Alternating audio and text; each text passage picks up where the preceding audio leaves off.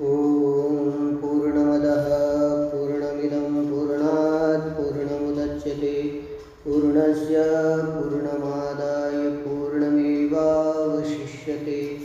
ॐ शान्तिः शान्तिः शान्तिः। यद्विद्याविलासेन भूतभौतिकसृष्टयः तं नौमि परमात्मानं सच्चिदानन्दविग्रहम्। तो हम लोग वेदांत परिभाषा इस ग्रंथ पर विचार कर रहे हैं। उसमें बताया कि ज्ञानगत प्रत्यक्ष और व्यक्तिगत प्रत्यक्ष ज्ञेयगत प्रत्यक्ष और व्यक्तिगत प्रत्यक्ष का यहाँ तक विवेचन हो गया है। तो जो ज्ञानगत व्यक्तिगत जो प्रत्यक्ष का लक्षण है, ज्ञान प्रत्यक्ष ज्ञान का जो लक्षण है, उस लक्षण की कहाँ की भ्रम ज्ञान में अतिव्याप्ति नहीं होगी, क्योंकि हमने जो प्रत्यक्ष ज्ञान का लक्षण बनाया है, भ्रम प्रमा साधारण वो लक्षण बनाया था। भ्रम प्रमा साधारण लक्षण बनाने से भ्रमात्मक ज्ञान भी उस प्रत्यक्ष ज्ञान के लक्षण का लक्ष्य है। तो उसमें लक्षण जाता है तो अतिव्याप्ति नहीं होगी। यदि परंतु जब आपको जब ऐसा कहा, जब आपको प्रत्यक्ष प्रमा का ही लक्षण बनाना है, तब कहा कि प्रत्यक्ष ज्ञान का जो लक्षण है उसमें अबाधितत्व विषय में विशेषण दीजिएगा। तब भ्रमात्मक ज्ञान में प्रमा लक्षण की अतिव्याप्ति नहीं होगी, क्योंकि भ्रमात्मक जो ज्ञान होता है वो अबाधित विषयक नहीं होता है, बाधित विषयक ही होता है। इसकी चर्चा हम लोगों ने कल कर दी है, तो इसलिए वहाँ पर अतिव्याप्ति नहीं होगी, कल बताया था। तब अब यहाँ पर आगे ग्रंथकार करे, ननु विसंवादि प्रवृत्त्या भ्रांति ज्ञान सिद्धोपि तस्य प्रातिभाषिक तत्काल उत्पन्न रजतादि विषयकत्वेन न प्रमाण। पहली बात ये समझिए, अख्यातिवादी जो प्रभाकर मीमांसक है, उनके मत में भ्रम ज्ञान कोई होता ही नहीं। उनके मत में जितने भी ज्ञान होते हैं वो सब परमात्मक ही ज्ञान होते हैं, यथार्थ ही ज्ञान होते हैं, वो भ्रम ज्ञान मानते ही नहीं। तो भ्रम ज्ञान मानते नहीं है। अब यहाँ पर ग्रंथकार कहते कि नहीं, भ्रम ज्ञान होता है। सुक्ति में जो रजत का ज्ञान है, इदम रजत, ये ज्ञान भ्रमात्मक ही ज्ञान है। तो भ्रमात्मक ज्ञान सुक्ति में इदम रजत इत्याकार के ज्ञान भ्रम है। ये ज्ञान भ्रम है, ये कैसे सिद्ध होगा? कहे तो वही कह रहे, विसंवादी प्रवृत्तिया भ्रांति ज्ञान सिद्ध हो। विसंवादी प्रवृत्ति के द्वारा इदम रजतम सुक्तौ इदम रजतम इत्यादि ज्ञान में भ्रमत्व सिद्ध होता है, भ्रांतित्व सिद्ध होता है, वो भ्रम ज्ञान है सिद्ध। विसंवादी प्रवृत्तियाँ का, तो विसंवादी प्रवृत्तियाँ, ठीक है, विसंवादी प्रवृत्तियाँ, यहाँ पर प्रवृत्तियाँ तृतीया हेतु, तृतीया का अर्थ जनकत्व है। विसंवादी प्रवृत्ति जनक होने से जनकत्वेन, वो ज्ञान क्या है? जो ज्ञान विसंवादी प्रवृत्ति का जनक होता है वो ज्ञान भ्रम होता है। सुक्ति में जो इदम रजत ये ज्ञान हो रहा है वो क्या है? भ्रमात्मक है। क्यों? क्योंकि विसंवादी प्रवृत्ति का वो जनक है। अब ये विसंवादी प्रवृत्ति क्या है, उसको हमें समझना पड़ेगा।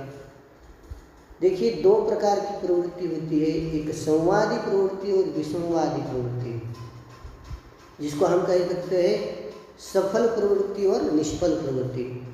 संवादी प्रवृत्ति को ही सफल प्रवृत्ति कहते हैं, विसंवादी प्रवृत्ति को निष्फल प्रवृत्ति कहते हैं। जैसे समझिए इसको, जैसे हमें हाटकस्थ रजत है, बाजार में जो रजत सत्य रजत है, उसमें ज्ञान हो गया कि इदम रजतम, ये ज्ञान हो गया कहीं पर। तो इदम रजतम ये ज्ञान हो गया, कहीं रजत पड़ा था, सत्य हाटकस्थ रजत पड़ा था, उसमें ज्ञान हो गया कि इदम रजतम। ज्ञान होने पर उस व्यक्ति की वो रजत लाने के लिए जो प्रवृत्ति होती है, व्यक्ति रजत लाने के लिए जाता है तो उसको वहाँ पर रजत मिलता है।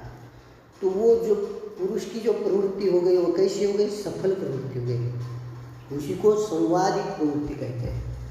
तो ये जो संवादी प्रवृत्ति का जनक ज्ञान हो गया इदम रजतम ज्ञान। तो ये ज्ञान क्या हो जाएगा? यथार्थ ज्ञान माना जाएगा।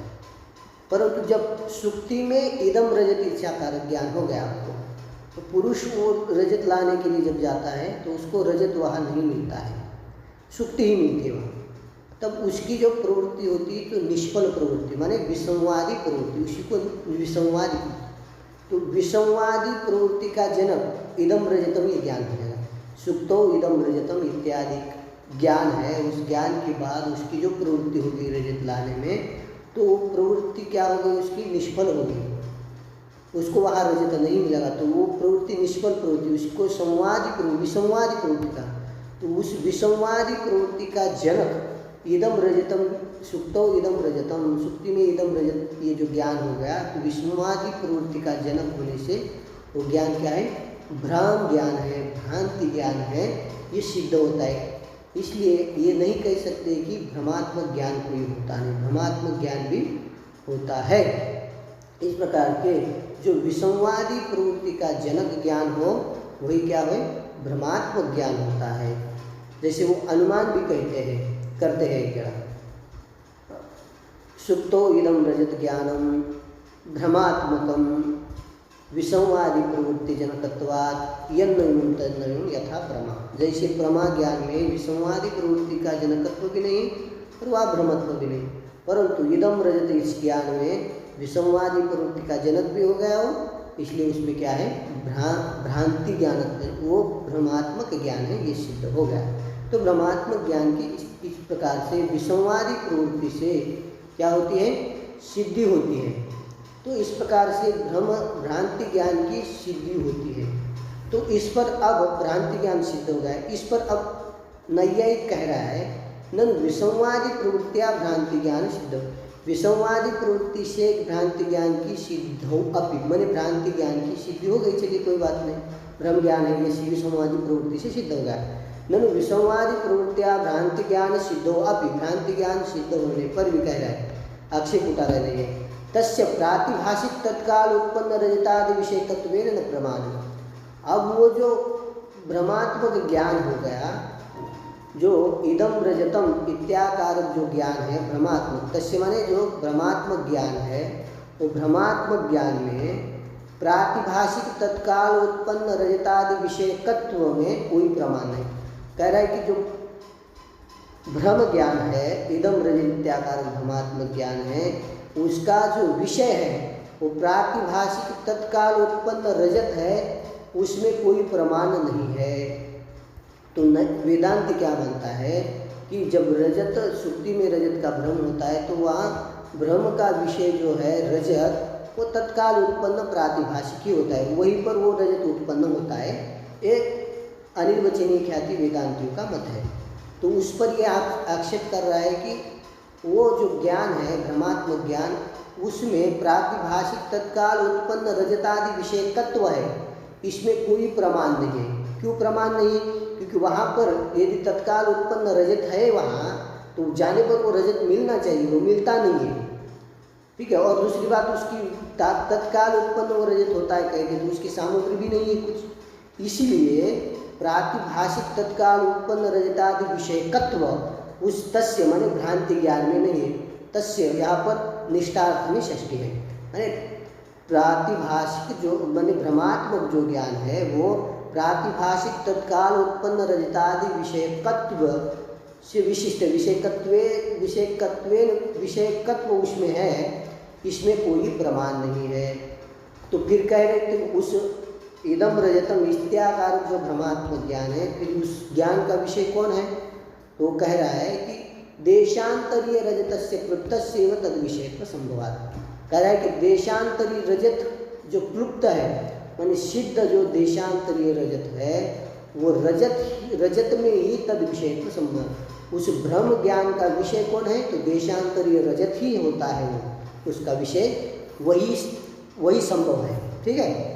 तो देशांतरीय रजतस्य क्लुप्तस्य माने पूर्व सिद्धस्य तद विषय को समाज माने वो भ्रांति ज्ञान का विषय जो है वो देशांतरीय रजत ही है, माने आटकस्त में कहीं पड़ा हुआ रजत की ही यहाँ पर प्रतीति हो रही है। तब अब सिद्धांति इत चेत, ऐसा करने पर सिद्धांति पूछता है इत चेत न, सिद्धांत कहता है ऐसा नहीं कह सकते हो, देशांतरीय रजत ही उस भ्रमात्मक प्रत्यक्ष ज्ञान का विषय हो रहा है, ऐसा यदि मानोगे तो ये ठीक नहीं है। क्यों? क्योंकि देशांतरीय रजत जो है कहाँ है? हाटकस्त में है, उसका चक्षु इंद्रिय के साथ सन्निकर्ष नहीं है, असन्निकृष्ट है वो। और चक्षुरी इंद्रिय का जिस विषय के साथ सन्निकर्ष होता है वही प्रत्यक्ष का विषय होता है। अब वो तो प्रत्यक्ष चक्षुरादि का उसके साथ सन्निकर्ष नहीं होगा, तो असन्निकृष्ट होने से वो प्रत्यक्ष विषयत्व देशांतरीय रजत में नहीं है। तस्य असन्निकृष्टतया प्रत्यक्ष विषयत्व आएगा। तस्य माने देशांतरी जो रजत है वो असन्निकृष्ट होने से उसमें प्रत्यक्ष विषयत्व का अयोग है, माने प्रत्यक्ष विषय की योग्यता उसमें नहीं है। तो वो कहेगा नहीं, भले ही वहाँ चक्षुरी इंद्रिय का उसके साथ कह रहा है देशांतरी रजत के साथ सन्निकर्ष नहीं है, संयोग नहीं है, लौकिक सन्निकर्ष भले ही नहीं कह रहा है, तो कह रहा है हम दो प्रकार के सन्निकर्ष मानते हैं प्रत्यक्ष में, एक लौकिक सन्निकर्ष, अलौकिक सन्निकर्ष। लौकिक सन्निकर्ष 6 प्रकार के हैं क्या? अलौकिक सन्निकर्ष 3 है, सामान्य लक्षणा, ज्ञान लक्षणा और योगज, ये 3 प्रकार के अलौकिक सन्निकर्ष हैं। इन तीनों में जो ज्ञान लक्षणा सन्निकर्ष है, उस ज्ञान लक्षणा सन्निकर्ष जो है चक्षु का उस विषय के साथ, जो विषय है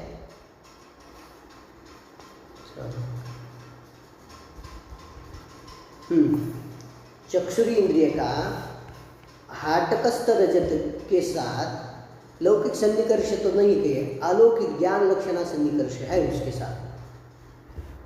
ज्ञान लक्षणा सन्निकर्ष का स्वरूप इस प्रकार से बताया जाता है। चक्षु संयुक्त मन संयुक्त आत्म संवेद ज्ञान विषयत्व, ये सन्निकर्ष माना जाता है। इसके पहले और थोड़ा समझिए, ज्ञान लक्षणा, ज्ञान ही सन्निकर्ष है। जिस समय आप सुक्ति में रजत को देख रहे हैं, उस समय क्या होता है, सुक्ति का जो चाकचिक्य है, उस चाकचिक्य को देखकर वहाँ क्या होता है, रजत का स्मरणात्मक ज्ञान होता है। वो स्मरणात्मक ज्ञान ही क्या है, ज्ञान लक्षणा से एक तरह से स्मरण होता है वहाँ। तो वो स्मरण वहाँ पर होने से वहाँ पर क्या होता है, ये जो ज्ञान लक्षणा सन्निकर्ष का ये जो स्वरूप बताया हमने अभी, क्या है वो, चक्षु संयुक्त मन संयुक्त आत्म संवेद ज्ञान विषयत्व रूप सन्निकर्ष है। तो देखिए ये चक्षु का इस संबंध से उस हाटकस्त रजत के साथ संबंध बनेगा। चक्षु से संयुक्त होता है मन, मन से संयुक्त रहता है आत्मा, आत्मा में संवेद ज्ञान है, आत्मा में संवेद है ज्ञान आपका कौन, रजत का स्मरणात्मक ज्ञान, उसका विषय है हाटकस्त रजत, विषयत्व हाटकस्त रजत में चला गया। तो इस परंपरा संबंध से उस चक्षु का रजत के साथ सन्निकर्ष होता है, हाटकस्त रजत के साथ सन्निकर्ष, भले ही लौकिक सन्निकर्ष नहीं परंतु अलौकिक सन्निकर्ष होता है, इसलिए उसमें प्रत्यक्ष विषयत्व है, माने ब्रह्म ज्ञान का इदम रजत इत्याकार ज्ञान का वो विषय ज्ञान लक्षणा प्रत्याशक्ति से हो सकता है। तब सिद्धांति उसका उत्तर दे रहे, अब न च ज्ञानम प्रत्याशक्ति, ज्ञान लक्षणा प्रत्याशक्ति नहीं मान सकते हो गए, ज्ञान प्रत्याशक्ति है ही नहीं, ज्ञान लक्षणा कोई संबंध है ही नहीं गए। यदि तुम मानोगे ज्ञान लक्षणा प्रत्याशक्ति, ज्ञान लक्षणा सन्निकर्ष यदि मानोगे तुम, तो क्या हो जाएगा कि ज्ञान से प्रत्याशक्तित्वे ततएव वन्यादे प्रत्यक्षत्वापत्तो अनुमानादि छेद अपत्य है। ज्ञान लक्षणा सन्निकर्ष यदि मानते हो तुम तो क्या हो जाएगा, कहें ज्ञान से प्रत्याशक्तित्वे ज्ञान लक्षणा संबंध को मानते हो यदि मानोगे, तब ततएव उस ज्ञान लक्ष्य तत् माने ज्ञान लक्षणा सन्निकर्ष से ही वन्य का प्रत्यक्ष होने लगेगा, तो अनुमान का तो उच्छेद हो जाएगा, उसकी कोई आवश्यकता नहीं। क्योंकि जिस समय आप को पर्वत में धूम का दर्शन होता है, उस धूम के दर्शन के समय में वहाँ पर व्याप्ति का स्मरण होता है। तो वह व्याप्ति का स्मरण है तो वन्य का स्मरण है ही वहाँ, तो वन्य का स्मरण है तो वहाँ फिर वो आप ज्ञान लक्षणा सन्निकर्ष से बनाएंगे। चक्षु संयुक्त मन संयुक्त आत्म संवेद ज्ञान विषय का सन्निकर्ष हो जाएगा वहाँ। ज्ञान विषय का सन्निकर्ष से चक्षु का वन्य के साथ सन्निकर्ष तो उसका भी प्रत्यक्ष हो जाएगा। तो फिर अनुमान आदि क्या करने की जरूरत है? अनुमान आदि जो प्रमाण है ठीक है, जिनके द्वारा पर्वत में वन्य आदि की अनुभूति होती है उसकी तो आवश्यकता नहीं। अनुमान आदि से लेना शब्द प्रमाण है, उपमान प्रमाण है। जैसे शब्द प्रमाण है आपका पद ज्ञान, पहले आप क्या करते हैं शब्दों को सुनते हैं, वाक्य को पद को सुन करके क्या होता है जिन पदों में शक्ति का ग्रह है ऐसे पद को आप सुनते हैं तो क्या होता है आपको तुरंत पदार्थ का वहाँ स्मरण होता है। स्मरण होने से जब स्मरण होता है तो क्या हो जाएगा फिर वहाँ भी क्या स्मरण हो गया तो श्रोत्र संयुक्त मन संयुक्त, श्रोत्र से संयुक्त हो गया मन से संयुक्त आत्मा में संयुक्त हो गया ज्ञान, और ज्ञान का विषय कौन हो जाएगा? जो पदार्थ है जिसका स्मरण हो रहा है, जो भी पदार्थ हो वहाँ अयम घट इत्यादि जो भी पदार्थ है घट का भी वहाँ क्या हो जाएगा प्रत्यक्ष होने लगेगा। तो फिर शब्द प्रमाण की आवश्यकता ही क्या है? कोई आवश्यकता नहीं। इस प्रकार से ये अनुमान शब्द प्रमाण उपमान ये सब क्या हो जाएंगे उनका उच्छेद प्रसन्न हो जाएगा। इसलिए ज्ञान और तुम तो मानते हो, यदि वो प्रमाण मान रहे हो तो ज्ञान लक्षणा प्रत्याशक्ति नहीं मान सकते। ज्ञान लक्षणा प्रत्याशक्ति मानोगे तो उनको मानने की कोई आवश्यकता नहीं है। इसलिए विधि सिद्धांत कह रहा है कि ज्ञान लक्षणा प्रत्याशक्ति नहीं मानते। यदि ज्ञान लक्षणा प्रत्याशक्ति नहीं मान नहीं सकते, यदि मान नहीं सकते और नहीं मानेंगे तो क्या हो जाएगा? वो भ्रमात्मक ज्ञान का विषय वो हाटकस्थ रजत होगा ही नहीं, क्योंकि वो असन्निकृष्ट है। उसका चक्षु इंद्रिय के साथ सन्निकर्ष नहीं होने से उसमें प्रत्यक्ष विषय की योग्यता नहीं, इसलिए वो प्रत्यक्ष का विषय नहीं है। तो पूछेगा कौन है फिर प्रत्यक्ष भ्रमात्मक ज्ञान का विषय कौन है? तो सिद्धांत कहेगा तत्काल उत्पन्न जो प्रातिभाषिक रजत वही विषय है। तो कहेगा आपके मत में भी एक दोष है। कहेगा क्या दोष है? कहेंगे आप कह रहे प्रातिभाषिक तत्काल उत्पन्न रजत ही उस भ्रमात्मक ज्ञान का विषय है। तब अब कह रहा है कि आपके मत में क्या दोष है? तो ननु रजत उत्पादकानां रजतावयवादीनां अभावे सुप्तौ कथम तवापि रजतम उत्पद्यते। हमारे मत में दोष दे रहे हो कि हाटकस्थ रजत के साथ चक्षु का सन्निकर्ष नहीं होने चाहिए, वो विषय नहीं। तो आपकी इस विषय में आपके मत में भी दोष है। आपके मत में भी वहाँ पर रजत कैसे उत्पन्न होता है? वो कह रहा है रजत के उत्पादक जो रजत के अवयव है तो अवयव है ही नहीं वहाँ। अवयव का अभाव होने से सुक्ति में कथम तवापि रजतम उत्पद्यते। ननु रजत उत्पादका रजत के उत्पादक जो रजतादि के अवयव है उन अवयवों का सुक्ति देश में क्या है? अभाव है। उनका अभाव है तो वहाँ पर सुक्ति में कथम रजतम उत्पद्यते तवापि मते, आपके मत में वह रजत कैसे उत्पन्न होगा?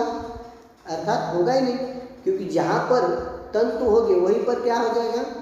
पट की उत्पत्ति होगी। अरे उपादान कारण उसका होगा तभी वो उत्पन्न होंगे ना। तो इसलिए रजत उत्पादक अवयव नहीं। तो आपके मत में वहाँ पर रजतादि उत्पन्न होते हैं, आप प्रातिभाषिक उत्पन्न रजतादि उत्पन्न होते हैं, ये कैसे कह रहे हैं आप? तब सिद्धांत उत्तर दे रहा है उच्यते नहीं लोक सिद्ध सामग्री प्रातिभाषिक रजत उत्पादिका किंतु विलक्षण ही वह।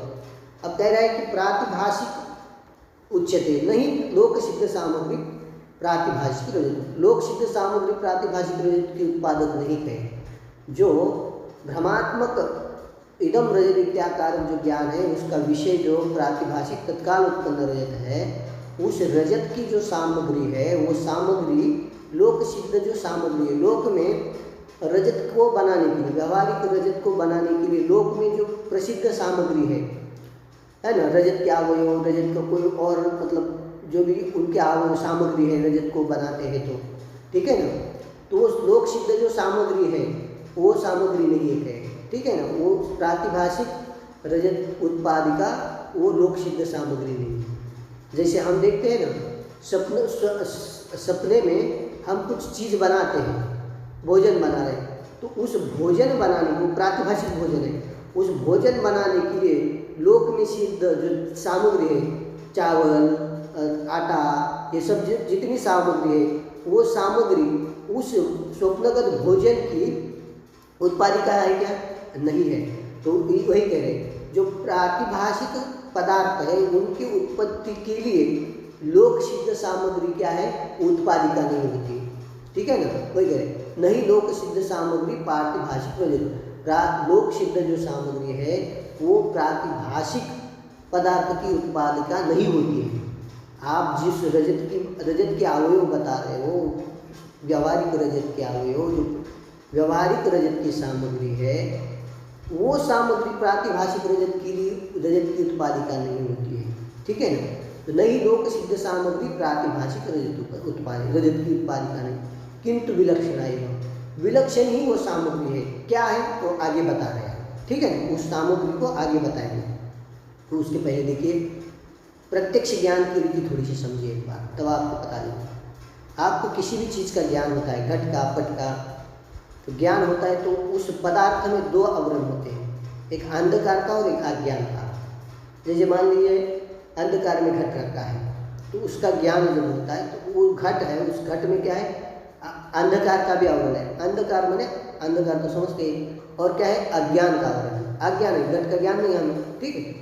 तो जब अंधकार का आवरण कैसे निवृत्त होगा? तो प्रकाश लाएंगे तो अंधकार नष्ट हो जाएगा।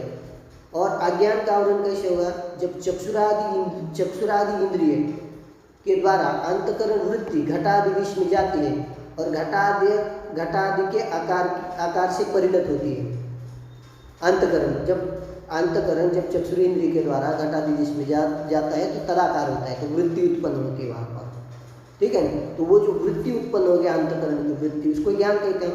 वो वृत्ति क्या करती है? उस अज्ञान का आवरण करती है, अज्ञान को हटाती है, अज्ञान की निवृत्ति करती है, और वृत्ति में प्रतिफलित चिदाभास जो है उस घटादि का प्रकाशन करता है। ये होगा प्रत्यक्ष। इस प्रकार से ये प्रत्यक्ष प्रमाण की रीति है, प्रत्यक्ष ज्ञान, प्रमात्मक ज्ञान।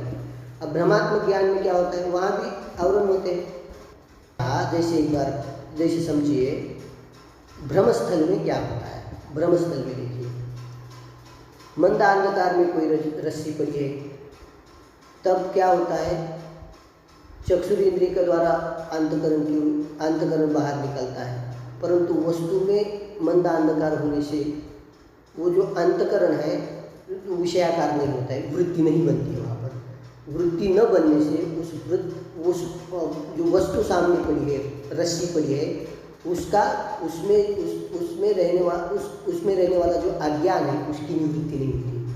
उस अज्ञान की निवृत्ति न होकर के वहाँ पर क्या होता है? वो अज्ञान जो है सर्पाकार से परिणत होता है। तो अज्ञान ही उस प्रातिभाषिक सर्प की उत्पत्ति के प्रति कारण होता है। ठीक है ना? तो यही क्या है? उसका प्रातिभाषिक रजतादि जो सर्प है उसकी उत्पत्ति का कारण, उत्पत्ति का सामग्री क्या है? तो अज्ञान ही उसकी सामग्री है। तो उसी सामग्री को बता रहे। उस सामग्री को बताने से पहले ग्रंथकार भ्रमस्थल में क्या होता है उस चीज़ को थोड़ा समझा रहे हैं। ठीक है ना? तो देखिए, तथा ये काचादि दोष दूषित लोचनस्य पुरोवृत्ति द्रव्य संयोगात् इदमाकारा चाक्य चिक्याकारा काचित अंतकरण वृत्ति होती। शुक्ति रजत का यहाँ दृष्टांत दिया है, इधर समझे। तथा ही काचादि दोष दूषित, ये काचादि दोष है। काच माने नेत्र में मोतिया बिंदु, आदि से लीजिए पीलिया दोष, ये इंद्रिय के दोष है। ठीक है ना? ये काचादि मतलब कम दिखना इत्यादि जो इंद्रियगत दोष है, प्रमाणगत दोष कहा जाता है। भ्रमात्मक रजतादि की उत्पत्ति के लिए प्रमाणगत दोष, प्रमेयगत दोष और प्रमात्रिगत दोष भी सहायक होते हैं। उत्पत्ति अविद्या के लिए सहायक होते हैं। वो भी क्या होते हैं? उत्पत्ति की सामग्री है। प्रमाणगत दोष, प्रमाणगत ये काचादि दोष, प्रमाण इंद्रिय प्रमाण है, तो प्रमाणगत ये काचादि दोष होते हैं। प्रमात्र में, प्रमाता में दोष रहते हैं, लोभ भय आदि दोष। प्रमाता में लोभ भय रहेगा तभी वहाँ पर क्या हो जाएगा? आपको भ्रम ज्ञान हो जाएगा, भ्रम हो जाएगा। और प्रमेयगत दोष है, दूरत्वादि इत्यादि प्रमेय में दोष होते हैं। तो यहाँ प्रमाणगत दोष बता रहे हैं। तथा ही काचादि दोष दूषित लोचन, काचादि दोष दूषित, काच माने मोतिया बिंदु, दूर का न दिखना इत्यादि दोष दूषित जो लोचन है माने नेत्र का, लोचन से माने नेत्र का, काचादि दोष दूषित लोचन से माने काचादि दोष दूषित नेत्र का पूर्ववर्ती द्रव्य संयोग, पूर्ववर्ती द्रव्य के साथ संयोग। पूर्ववर्ती द्रव्य है सुक्ति है आपका, पर सुक्ति का सुक्तित्व ज्ञान नहीं हो रहा है वहाँ, ठीक है ना। तो क्यों नहीं हो रहा है? तो काचादि दोष, अब वो दूर भी पड़ी है, प्रमेय का दोष है, दूर भी है, और काचादि दो नेत्र में कुछ दोष है उसके, तो इसलिए वो क्या होता है, काचादि दोष दूषित पूर्ववर्ती द्रव्य से, पूर्ववर्ती द्रव्य के साथ उसका इंद्रिय का, चक्षुरेंद्रिय का संयोग होता है। संयोग होने पर इदमाकारा चाक्यचिक्याकारा काचिद अंतकरण, ये कुछ है, ठीक है। इदमाकार वृत्ति होती है वहाँ, माने वहाँ पर इदम रूप से उसका सामान्य ज्ञान है, परंतु ये सुक्ति ही है, ठीक है। सुक्त्याकार वृत्ति वहाँ बनी नहीं, तो सुक्ति का विशेष रूप से क्या होता है, अज्ञान होता है। और इदम का ये कुछ है, परंतु ये कुछ है, इदमाकार वृत्ति वहाँ होती है, ठीक है ना। विशेष ज्ञान नहीं होता है, सामान्य ज्ञान होता है, ये कुछ है, तो इदमाकार वृत्ति वहाँ उत्पन्न होती है। वही कह रहे पूर्ववृत्ति द्रव्य के संयोग से संयोगा इदमाकारा चाकचिक्याकारा काचित वृत्ति। अब वो सामने पड़ी सुक्ति है, उसमें क्या है, चाकचिक्य है। चाकचिक्य से इदमाकारा चाकचिक्य, माने चाकचिक्यवत इदम किंचित अस्ति, चाकचिक्यवत ये कुछ है, इस प्रकार से बस वृत्ति उत्पन्न होती है, एक ही वृत्ति होती है। तो वही कहें पूर्ववर्ती द्रव्य संयोगा इदमाकारा चाकचिक्याकारा काचित अंतकरण वृत्ति विद्यते, कोई एक अंतकरण वृत्ति वहाँ पर उत्पन्न होती है। और तस्यां च वृत्तो इदमांशावच्छिन्नं चैतन्यम प्रतिबिंबते, विदमांशावच्छिन्न माने विषय चैतन्य, ठीक। वो कौन है, इदम से यहाँ पर सुक्ति है, पर सुक्तित्व में उसका ज्ञान नहीं है, परंतु वो सुक्ति है समझ लेना, ठीक है, परंतु उसका इदम रूप से ज्ञान हो रहा है, सुक्ति रूप से नहीं हो रहा, ठीक, ये समझिए। तो तस्याम च वृत्ति, वो जो चाकचिक्याकारा इदमाकारा जो वृत्ति हो गई है ना, चाकचिक्यवत इदम किंचित, ये कुछ है, इस प्रकार से जो वृत्ति हो गई, उस वृत्ति में इदमांशावच्छिन्न चैतन्य, इदमांशावच्छिन्न जो चैतन्य है, जो विषय चैतन्य है, उस वृत्ति में उसका प्रतिबिंब होता है, प्रतिबिंब उसमें पड़ता है। तो प्रतिबिंब पढ़ने के बाद आगे क्या होता है, कह रहे तत्र पूर्वोक्त रीत्या, पूर्वोक्त रीत्या का अर्थ है यहाँ जैसे तड़ागुदक न्याय, पूर्वोक्त रीति क्या है, तड़ागुदक न्याय से न्यायरूप युक्ति के द्वारा वृत्ति क्या कहते हैं, चक्षुरेंद्रिय के द्वारा अंतकरण बाहर, वृत्ति का बाहर निर्गमन होता है, वृत्तेर बहिर्निगमन, तो अंतकरण बाहर विषय देश तक जाता है तो वृत्ति तदाकार होती है, तो वृत्ति का बहिर्निगमन है। पूर्वोक्त रीति से वृत्तेर बहिर्निगमन, इदमावच्छिन्न चैतन्यम वृत्त्यावच्छिन्न चैतन्यम प्रमात्र चैतन्यम च अभिन्नम होती, वृत्त्यावच्छिन्न चैतन्य, प्रमात्र चैतन्य और विषय चैतन्य, इन इदमावच्छिन्न चैतन्य जो विषय चैतन्य, उन तीनों का अभेद होता है। क्यों, वृत्ति कहाँ है, उसी सुक्ति देश में है, इदम देश में, ठीक है, और इदम भी कहाँ है, वहीं पर है। और प्रमाता अंतकरण जो वहाँ अंतकरण वृत्ति है, वृत्ति और अंतकरण एक ही होने से, उनमें अभेद होने से क्या है, अंतकरण वृत्ति है तो वहाँ प्रमाता भी होगा, ठीक है ना। तो तीनों उपाधियाँ एक देश स्थितत्व होने से तीनों चैतन्य में क्या पूर्वोक्त रीति से अभेद हो गया, ये बात सुनो, अभेद हो गया ना। तो अंतकरण वृत्त्यावच्छिन्न चैतन्य जो प्रमात्र चैतन्य है, इदमांश चैतन्य विषय चैतन्य है, और तीसरा क्या है, वृत्त्यावच्छिन्न चैतन्य। इन तीनों का क्या होता है, अभिन्न माने अभेद होता है, ठीक। ऐसा होने के बाद क्या होता है, अब बता रहे प्रातिभाषिक रजत उत्पत्ति की सामग्री क्या है, अब बता रहे हैं, अविद्या, ठीक है ना, अब ध्यान दें। ततस्य प्रमात्र चैतन्याभिन्न विषय चैतन्य निष्ठ सुक्तित्व प्रकारिका अविद्या चाकचिक्यादि सादृश्य संदर्शन समुद्बोधित रजत संस्कार सदृशिना काचादि दोष समोपिता रजत रूपार्थाकारेण रजत ज्ञानाभासाकारेण परिणमते च परिणमते। तो देखिए क्या होता है, तथा उसके बाद क्या होता है, प्रमात्र चैतन्य अभिन्न विषय चैतन्य, प्रमात्र चैतन्य अभिन्न विषय चैतन्य हो गया, तो समझे आप बात सब। तो प्रमात्र चैतन्य अभिन्न जो विषय चैतन्य है, उस विषय चैतन्य में रहने वाली अविद्या, किसका अज्ञान है, शुक्ति का अज्ञान है ना हमें। तो इदमांश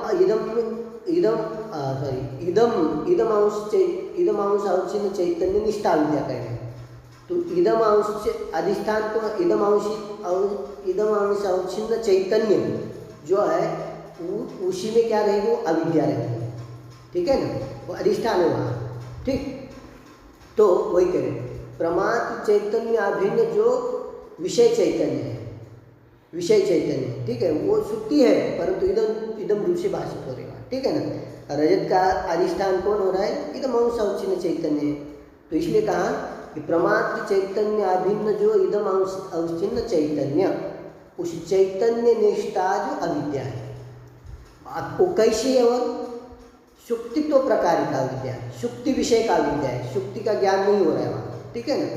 तो सुक्ति का विशेष रूप से ज्ञान नहीं, तो कैसी हो, सुक्तित्व प्रकार, माने सुक्तित्व विषय का विद्या है, कैसी हो, सुक्ति प्रमात्र चैतन्य अभिन्न विषय चैतन्य निष्ठा सुक्तित्व प्रकार का अविद्या, माने सुक्ति को विषय करने वाली अविद्या, सुक्ति विषय ज्ञान, मैं सुक्ति को नहीं जानता हूँ, तो सुक्ति विषय अविद्या है वहाँ, वो सुक्ति विषय प्रमात्र चैतन्य अभिन्न चैतन्य निष्ठ सुक्तित्व प्रकार का अविद्या, एक अविद्या में एक विशेषण होगा, दूसरा विशेषण है, और कैसी होनी चाहिए, चाकचिक्यादि सादृश्य संदर्शन समुद्बोधित रजत संस्कार सदृचिना अविद्या, ये देखिए।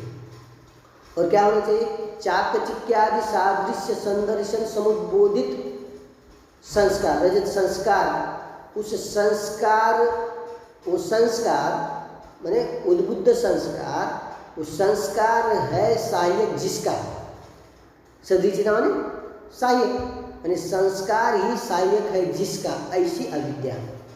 तो देखिए क्या होता है, चाकचिक्यादि सादृश्य, जब हम सुक्ति को देखते हैं सामने खड़ी हुई, तो सुक्ति को देखते हैं तो उसमें रजत के सादृश्य का ज्ञान होता है, जैसे रजत में चमकीलापन है, उसी प्रकार इस सुक्ति में भी क्या है, चमकीलापन है। तो चाकचिक्य के सादृश्य का आपको वहाँ दर्शन होता है, तो रजत का जो सादृश्य है, चाकचिक्यादि सादृश्य का वहाँ संदर्शन होने से वहाँ पर क्या होता है, आपको रजत का जो संस्कार बैठा है वो क्या होता है, उद्भुत होता है। जैसे कोई राम के सदृश्य किसी व्यक्ति को देखते हैं आप, राम कोई विशेष व्यक्ति है, उसके सदृश्य किसी व्यक्ति को देखते हैं, तो राम का सादृश्य उसमें देखते हैं, तो आपको तुरंत क्या होता है, राम के संस्कार जो है, राम विषयक संस्कार क्या होते हैं, उद्भुत होते हैं, उसका स्मरण होता है तुरंत आपको। उसी प्रकार रजत का सदृश्य सादृश्य जब किसी में देखते हैं आप, सादृश्य का ज्ञान सुक्ति में हो रहा है, तो ऐसे ही चमकी, जैसे रजत क्या है, चमकीला है, इसी प्रकार ये क्या है, इसी के सदृश ये सामने वाला पदार्थ पड़ा है, तो वो चाकचिक्य जैसे उसमें वैसे ही तो चाकचिक्यादि का सादृश्य का संदृश्य, चाकचिक्यादि रूप सादृश्य, रजत का सादृश्य क्या है उसमें, रजत जैसे चाकचिक्य रजत में है, उसी प्रकार उसमें तो रजत चाकचिक्यादि रूप सादृश्य, रजत का जो सादृश्य, उस सादृश्य का संदर्शन माने ज्ञान होने पर क्या होता है, सादृश्य चाकचिक्यादि सादृश्य संदर्शन समुद्बोधित रजत संस्कार, उस संदर्शन से समुद्बोधित जो रजत के संस्कार क्या हो जाएंगे, उद्बोध हो जाएंगे, उद्बोधित रजत संस्कार सदृशना, वो रजत संस्कार सही है जिसकी, ऐसी अविद्या, उस अविद्या से, ठीक, अविद्या चीना अविद्या, ठीक। और कैसी काचादि दोष समन्विता, काच का मूलादि प्रमेय प्रमाणगत जो दोष है, प्रमेयगत जो दोष है ना, और प्रमातागत जो दोष है, उस दोष से समाविता माने युक्ता जो अविद्या है, वो अविद्या ही रजत रूपार्थाकारेण रजत ज्ञानाभासाकारेण च परिणमति, वही अविद्या ही रजत रूप अर्थाकार से परिणम, वही अविद्या क्या होती है, रजताकार से रजत रूप अर्थ से उत्पन्न होती है, क्या होती है, वो वही अविद्या का परिणाम रजत है, माने रजत रूप अर्थ से वही अविद्या वहाँ उत्पन्न होती है, यानी रजत ही क्या उत्पन्न होती है, यही कहें समवेता रजत रूप अर्थाकारेण, रजत रूप अर्थाकार से वही क्या होते हैं, परिणत होती है, माने रजत रूप अर्थाकार से वो उत्पन्न होती है वहाँ, ठीक। और रजता ज्ञानाभासाकार, और रजत ज्ञान इदम रजतम इत्याकारक ज्ञान रूप से ही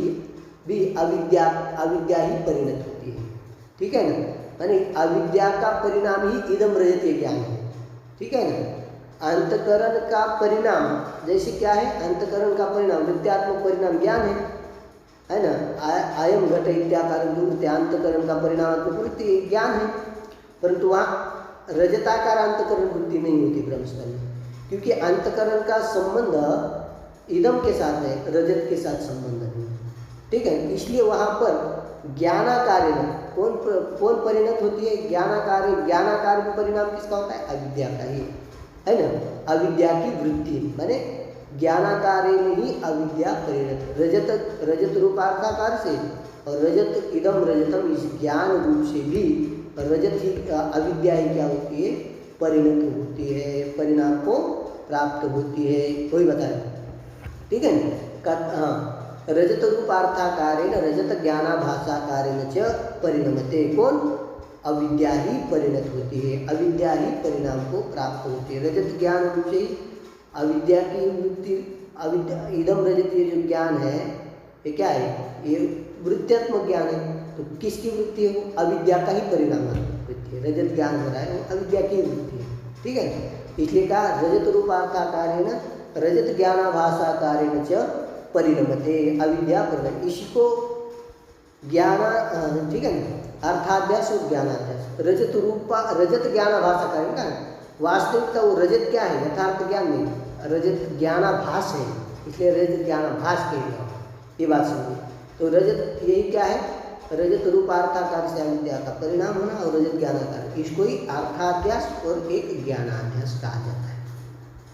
इस प्रकार से वो जो पूर्व पक्षी कह रहा था कि रजत की उत्पादिका कोई सामग्री नहीं आपके पास, तो वहाँ तत्काल वहाँ रजत कैसे उत्पन्न होता है, तो कहा देखिए अविद्या ही रजत रूपार्थाकार से परिणत होती है, वो अविद्या ही, कैसी अविद्या, सामान्य अविद्या नहीं, सामान्य अज्ञान है, ये जो विशेषण विशिष्ट है, प्रमात्र चैतन्य अभिन्न चैतन्य निष्ठा, और कैसे होनी चाहिए, सुप्तित्व प्रकारिका होनी चाहिए, और चाकचिक्यादि सादृश्य संदर्शन समुद्बोधित रजत संस्कार सदृचिना ऐसी होनी चाहिए, और काचादि दोष से समभित, ऐसी जो ये अविद्या है वही अविद्या क्या है, प्रातिभाषिक तत्काल उत्पन्न रजत की उत्पादिका है।